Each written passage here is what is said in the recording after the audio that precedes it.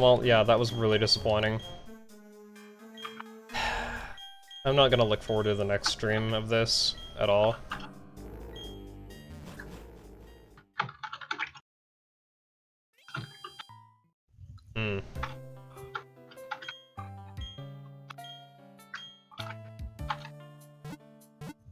Zyx, may I make an art request?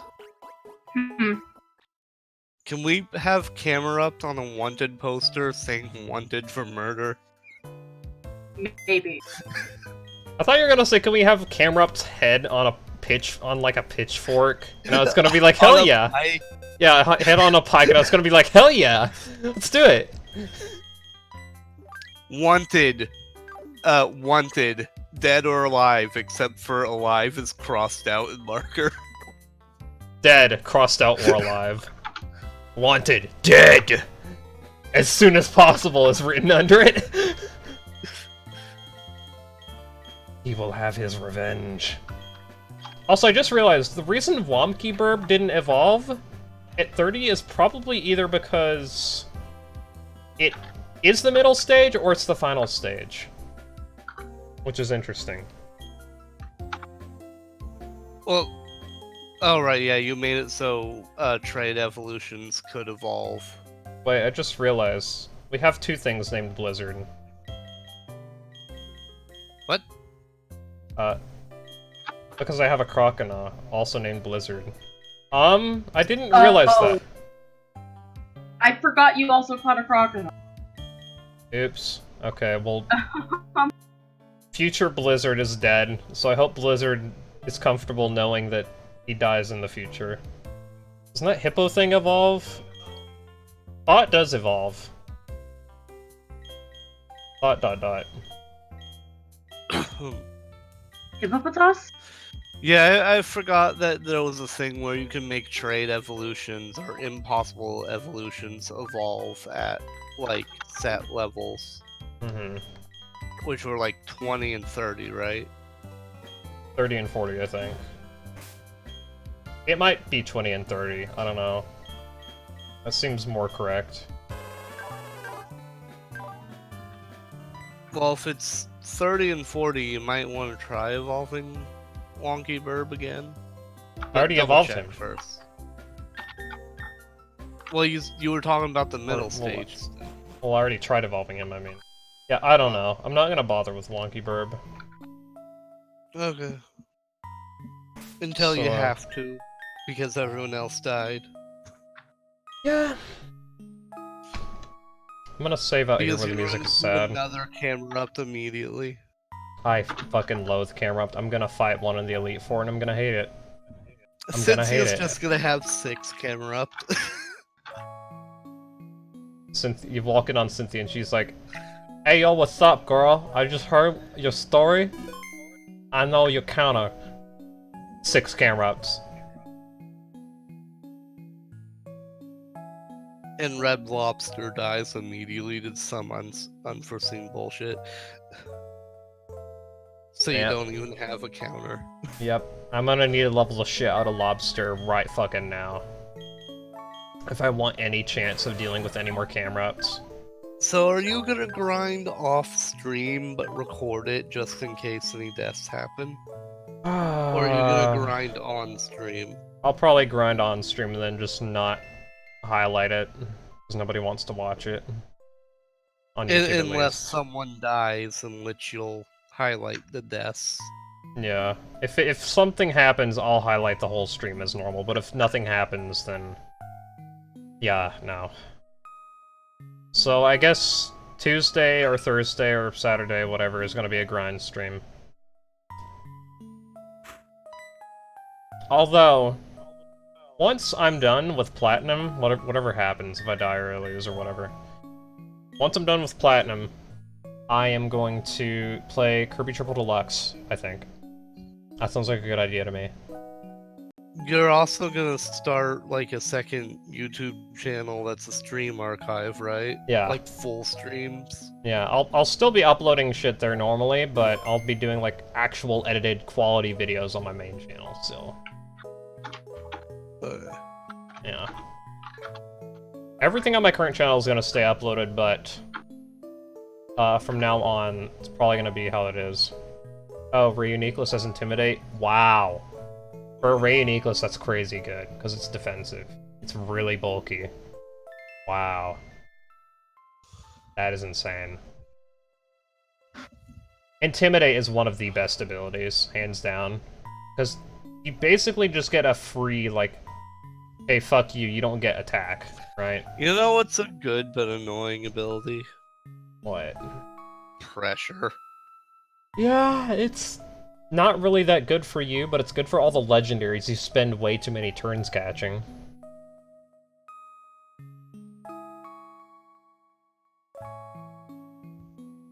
I mean, if one of your Pokemon had pressure, it would have gotten rid of some of the power points on that Hydro Cannon on that Camerupt.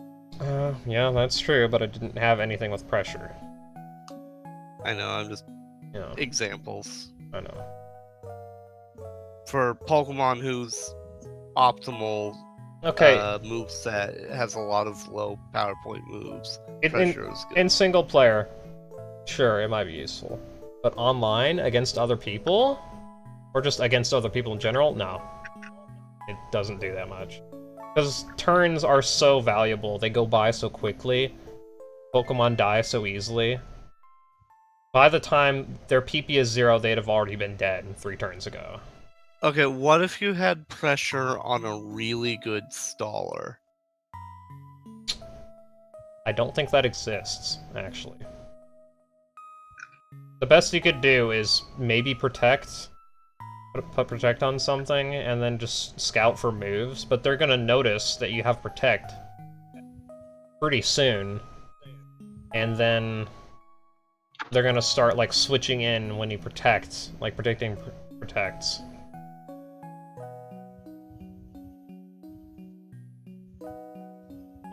But yeah, Reuniqueless with Intimidate, really good. Intimidate is good because, if you switch in with Intimidate, you just lower their attack for free. You can switch in safely to a physical attacker with something that has Intimidate and is bulky. Pretty safely. Plus, if something's... There's bulky pressure Pokemon.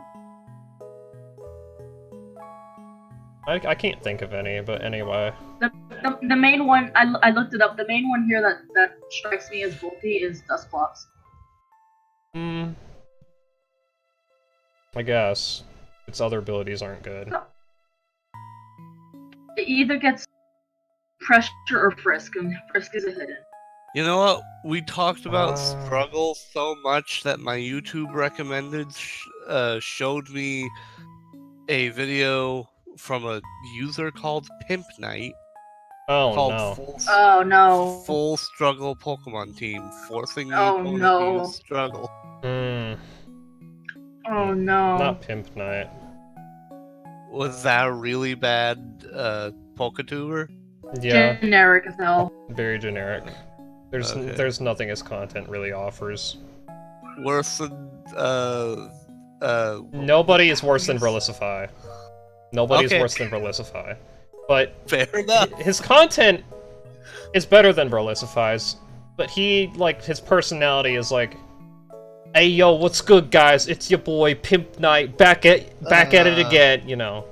Like that. Better or worse than Tyranitar Tube? I would say better. Tyranitar Tube is a clickbait-ass motherfucker. He told me his dick was this big, and I said, that's disgusting. Don't make me call that post on my Twitter.com.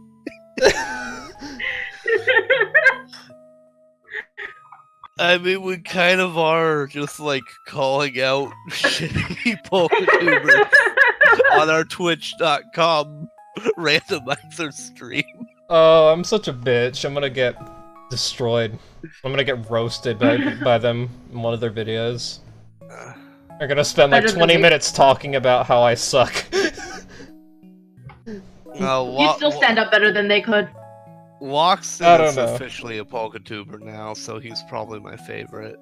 I wouldn't mind becoming a Poketuber if people really like these randomizer Nuzlockes. I don't know what I could offer that other people don't, but it's fun. It's fun for me. Anyway, Intimidate. I wanted to finish Intimidate real quick. It's insanely good. Because the thing about, like, online and versus players and stuff, there's not as many moves. People don't use as many moves that increase your stats. Like, I'm using Bulk Up and, like, Nasty Plot, a whole shit. I was using those on Danny. I just realized he died. Wow. And, I can only do that because the AI is stupid and they allow me to do that. If I tried to do that against a player, I would get shut down before I get fully set up.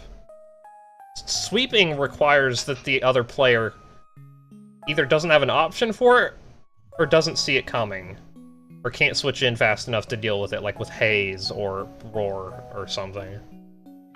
Given that they do have an option. I told you guys that story with the Haze. I think so.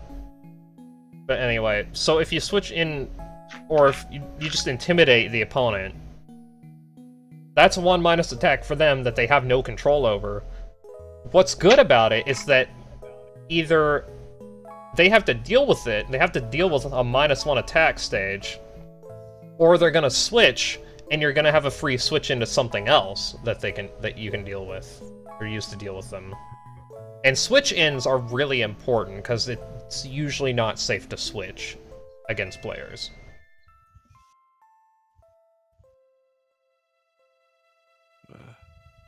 Yeah, that's why Intimidate is so good. It's not safe to switch in against computers because AI cheats. AI is also dumb, though. You not believe how many times I've tried to switch only to get fucking destroyed because they read the Pokemon I was switching into's type. Yeah, I mean... That's kind of why randomizers... That's kind of the part of why randomizers suck a little bit. Well, yeah, it's... The AI can be more godlike than a human. But they can also be way dumber than a human, is my point. Hey, Yeah, Kaz. fair. Huh? Do you have 7 hours to watch/listen to something? What? Like, maybe random suggestion, maybe while you're at work.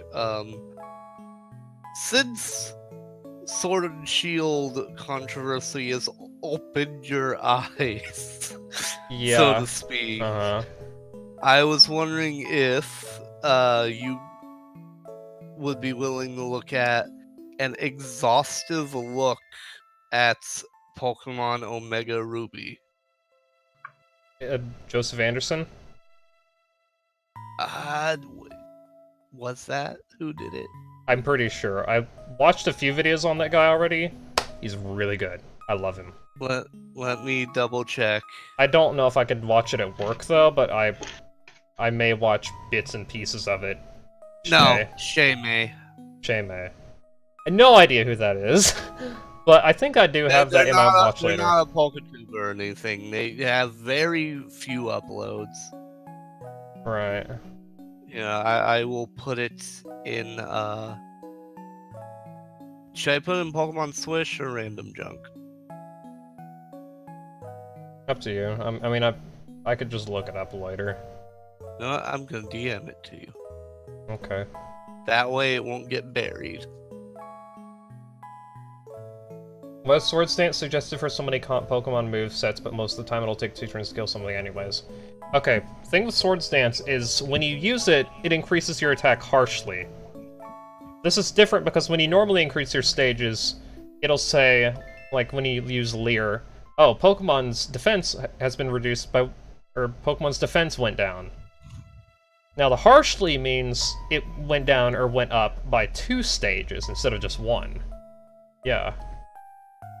And the thing is, yeah, you could spend 2 turns attacking the opponent, or you could spend 1 Swords Dancing, and then the next guaranteeing a kill, or using Swords Dance again if they're not watching you set up, and then sweep their entire team instead. That's why it's good. It's used on sweeping teams. Or sweeping mons. Yeah, there's... Tail Glow is the one that does 3 stages. That one is on I think literally like 2 or 3 Pokemon. Manaphy, but most notably Xurkitree can use it. And Xurkitree's special attack is like base 180, which is one of the highest. Tail Glow? Yeah. Tailglow used to. Oh no, it was Volbeat, Manaphy, yeah. Yeah, Volbeat, Manaphy, yeah. I just know it from Volbeat because it used to be like its signature move. And then Manaphy got it, and then later on in Gen 7, Xurkitree got it. And now because Volbeat is trash and you can't use it. Yeah, but I just want to clarify. Xurkitree, base 180 special attack, I think it has, like, the 5th, maybe 4th highest special attack of any Pokemon ever, including Megas. It might even be 2nd or something, I don't know. Under Mewtwo. Can Fion learn Tail Glow? I don't think so, no. No. Yet another way that Fiona is inferior. Yeah. But Tail Glow increases your special attack by 3 stages, so if you use it twice, you're already maxed out on special attack. Your special attack is now times 3 what it used to be. Combined with Xurkitree's power, that's why people use Xurkitree. That's why also Times 4. Times 4. Okay, it's even worse. Now, when it comes to choice items, people usually put a Choice Scarf on Xurkitree instead of a Choice Specs, because Choice Specs increases special attack, but locks you into one move. Oh wait, you wouldn't be able to use that with Tail Glow anyway. I'm dumb. Never mind. Yes, well, hello, welcome to our competitive Pokemon podcast. I don't know, I could talk about this for a while. The competitive Pokemon podcast by people that don't even really play competitive. Can we, like, make Rotom Radio already? that would be nice. Awesome. At this point, though, with Sword and Shield kind of sucking, it would be a really bad time to start it up, though. Unless we just want to talk about other games. Yeah. Fuck yeah, let's just talk about other games. Yeah. I mean, we need to do that. A series that I need to watch more of is how good was X Pokemon really? And they go through it. Yeah, actually. And they go through competitive history of the Pokemon and how they improved, how they got worse, how their sets went. Yeah, that's a really interesting series. It is. I've been starting to slack on those videos. I need to catch up with them myself. Who does that? What channel is that? False Swipe Gaming. Okay. And things evolve into legendaries. If you specifically selected that option, yes. If it's not an option, then yes anyway. They can just evolve into whatever you want. So, what if they gave Fion evolution? You can also make it so that each evolution line has 2 Pokemon in it. Which means, base, first stage, second stage. Yeah, base, first stage, second stage. So if your Pokemon is already a final evolution normally, like a Ray Uniqueless, it can't evolve if you have the option set. That naming convention from the Pokemon card game is still a pet peeve of mine. Okay, think of it like this. I hate Basic Stage. Think of it like this. Basic Stage, Evolution Stage 1, and Evolution Stage 2. Does that make sense? That's slightly better, but I still hate it. Yeah, I'd rather just Stage 1, Stage 2, Stage 3. Yeah, I see what you mean. I don't know. And then baby Pokemon could be called pre-Stage 1. They're literally just called baby Pokemon. Like, those have an actual name, it's just baby Pokemon. I don't actually know if the games use the TCG naming convention for evolution stages. I don't know. Holy shit, I've been streaming for 3 hours now, and like that last 30 minutes has just been talking. I bet the only reason that the basic stage exists is because they didn't want children getting confused that a single stage Pokemon doesn't evolve. Mm-hmm. And so you can't have it say stage 1 on a single stage Pokemon because they'll be like, what does it evolve into? You know what is stupid? in sets between Gen 1 and Gen 6, just whenever they were introduced, EX Pokemon were classified as basic stage. So instead of putting them on a Pokemon to evolve them like you would normally with Pokemon cards, you would literally just set down the basic stage. So if you had, like, say, Venusaur EX, you don't have to put down an Ivysaur, or a Bulbasaur even, for that matter. You can just put down the Ivysaur as it is, because it's a basic stage. You can't put down Stage 1 or Stage 2 Pokemon, but you can put down basic stage Pokemon. And there are some cards that only affect basic stage Pokemon, and they work with EXs. Some cards are really busted like that. And that's why we have... This is the part I don't know anything about. That's why GX Pokemon were introduced. They're like EXs, but you actually have to evolve them. And they have Z moves. EXs have been phased out. And I was about to ask. Pokemon follows the current... Yeah, basically most recent sets. Yeah. Those are the only legal sets. Pokemon does the magic thing, where only the recent or current sets are... The sets in circulation are legal. Unlike Yu-Gi-Oh! Where you can use everything unless it's on the ban list. Yeah, so everything in... There's a few Gen 7 sets that are legal right now, but no Gen 6 sets, so we don't have EXs anymore. That's kind of why I stopped playing TCGOs, because every single time a new set comes out, which is practically every 3 months, you have to get new packs and new cards and get lucky and then build a new set, and I just didn't want to deal with that. I think that's a part of the appeal of why people still play Yu-Gi-Oh! Is they can still use their old cards. Yeah. You might not get anywhere, but you're allowed. Yeah. And, yeah. And the thing with Yu-Gi-Oh! That it does that Pokemon, not only as a TCG, but as a game series doesn't do, Int Game Freak, Sword and Shield, they actually have a ban list. They actually do have a ban list. Oh yeah, because some cards are absolutely broken, even by themselves. Yeah, Pot of Greed is banned, for example. I like how you know that. I've actually seen a few videos on it. I can't tell you any other card that's banned, but yeah. It's a +2 advantage. I love that clip where... Actually, it's a +1 because you still play the card and get one back. But you get another one, so yeah, it's a +1 advantage. There's no downside. Technically +2 because you're sacrificing one card to get 2 different cards that aren't Pot of Greed, technically. Yeah, but it's a +1 because you still have that one card as a cost. Well, yeah, but it would be +1 if you got another Pot of Greed back. It's +2 because you're going to get 2 different cards that aren't Pot of Greed. It just has to do with the amount of cards you're trading in. Right. So it's 1 card for 2 cards, so it's a +1. Yeah, I was thinking of it like +2 because it's like you're just losing the card that gives you cards. Anyway, go on, Zelda. I love that. I love that clip where the dude like gets into a duel and then the other person uses Pot of Greed and then just instantly has Exodia.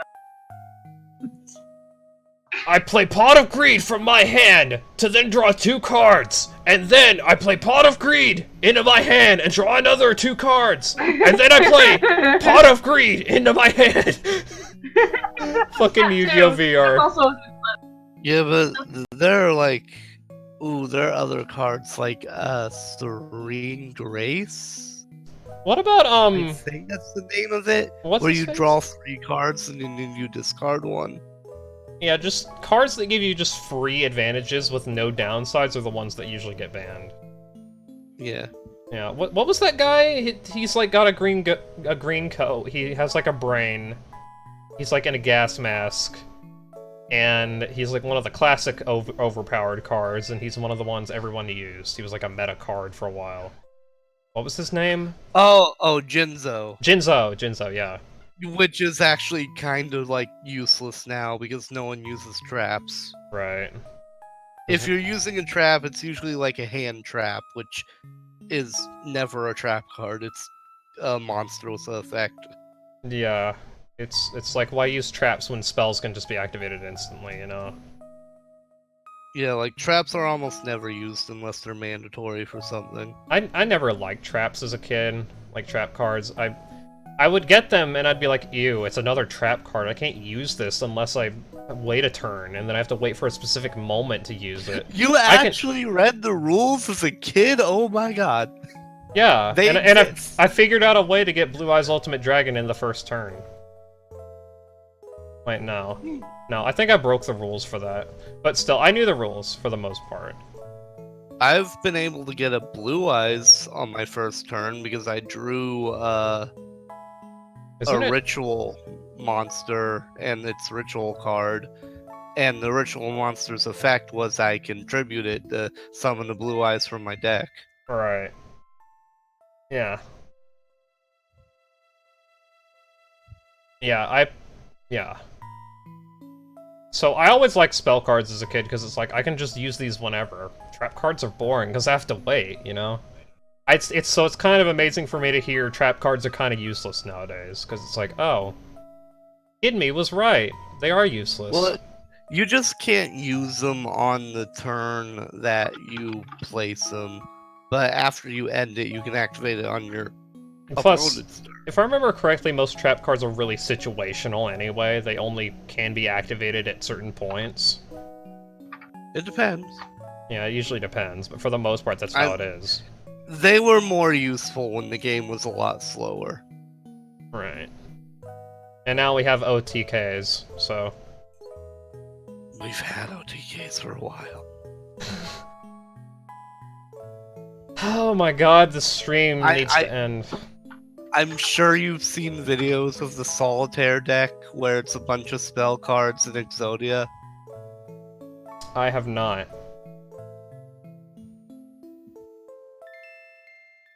Yeah, there are decks you can build where it's just a bunch of spell cards that are like draw, draw, draw, discard, discard, draw, draw, discard. Oh, you have 5 pieces of Exodia in your hand. Yeah. And 0 cards left in your deck, but that doesn't matter because you have 5 pieces of Exodia in your hand. Yeah. It's like, yeah. Isn't Exodia banned? No. Really? No, limited. Oh, it's limited. So it's like in the Yeah, the other you can sets, only it's have not one standard. in your deck. Okay. You can Yeah, only have one set of Exodia, you mean? Or one Exodia piece? One Exodia head. I do Oh. not think the limbs are limited. Oh, okay. Yeah, Yeah, that's, but that's what was my next guess. There's, you can normally have 3 copies of a card in your deck, then there's semi-limited where you can have 2 copies, limited where you can have 1, and then banned where, nope, Right, okay. can't do this. Cool. Interesting. And then there's, like, unlimited. Usually most card games have, like, an unlimited category where you can use any card. Or at least TCGO does, Pokemon TCGO. That's, that might be what that mode is called here, but, it might be called limited custom, and if anything. Can Yeah, only be playable limited with and random friends. limited and unlimited in Yu-Gi-Oh are just like different levels of how banned a card is. Yeah. So that's interesting. I would have thought Exodia would be banned because it's like, you know, it's an instant win, but at the same time you have to get all 5 pieces. Yeah. And there's a whole bunch of discarding hand shit that goes on in battles, sometimes due to your opponent, so it's like, you know, you might lose those pieces anyway. Yeah, okay, I can see that. And there are other ways to use Exodia as well, like using Exodia Necros, which you have to have all 5 pieces of Exodia in your graveyard. Mm-hmm. Right. That could also be a thing. Yeah. And despite what the anime tells you, the Egyptian god cards are surprisingly bad. Yeah. I learned that from watching a video. I think the Were best you watching Were you watching DFES? I might have? I think has I a remember. seal for an icon. I think so. I don't know. I just remember looking at a video that said like, oh yeah, all these cards are trash except for maybe Obelisk. Yeah. Yeah. I have versions of those cards with like colored borders, but I apparently realized that those are like fakes. They're not necessarily fake. They're just not allowed to be in the game because they're promo cards. Oh, they're promo cards. Okay. Yeah. I like them because they're different colors, basically. If you look at the bottom of the card, it says this cannot be used. Yeah, they're just for display. Okay, makes sense. Probably because like it'd be confusing. Like, whoa, what does a blue card do? Oh, what does a red card do? Well, I know what a yellow card does. That means raw doesn't have any effects. Dead. Well, the Slifer card is a bit too red because, you know, effect monsters have a slightly... Effect monsters are orange. Brown. Yeah. Why is there and no... blue cards are usually ritual monsters. Why is there no load function to go back to your previous save? Easy? Are you saving your game? The load function is selecting your save file, then, on the main menu. You restart the game, and then you go to the main menu and you select your save. Sure. Oh, Rayquaza. Nice. Good job. But yeah. That was a nice, like, 30-minute discussion, I guess. Turned into Yu-Gi-Oh! At the very end. Yeah. That almost made me forget that Danny died. Oh, this run is gonna be hell from here on out.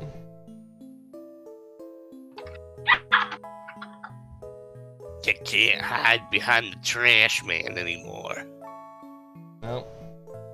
I have to take the title of Trash Man in his honor and take it to the very end. Oh, with that rule that I just learned of where if you black out you lose the Nuzlocke, I just realized the Elite Four is really a now or never situation, because if you go inside, I can't restore to my previous save because I'm not a scumbag, and I also can't just black out and leave because that would kill all my Pokemon and lose the Nuzlocke. So that really is a now or never. Wow. Yeah. I have to make sure I'm fucking ready when I go in. Okay. Yeah, I'm gonna grind a bunch.